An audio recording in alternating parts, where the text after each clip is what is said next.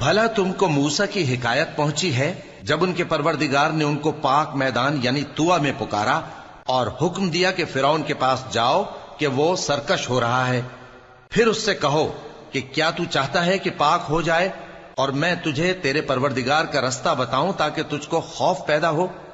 غرض انہوں نے اس کو بہت بڑی نشانی دکھائی مگر اس نے جھٹلایا اور نہ مانا، پھر لوٹ گیا اور تدبیریں کرنے لگا۔ سو اس نے لوگوں کو اکٹھا کیا، پھر بلند آواز سے بولا، سو کہنے لگا کہ تمہارا سب سے بڑا مالک میں ہوں۔ تو اللہ نے اس کو دنیا اور آخرت دونوں کے عذاب میں پکڑ لیا۔ جو شخص اللہ سے ڈر رکھتا ہے اس کے لیے اس قصے میں عبرت ہے۔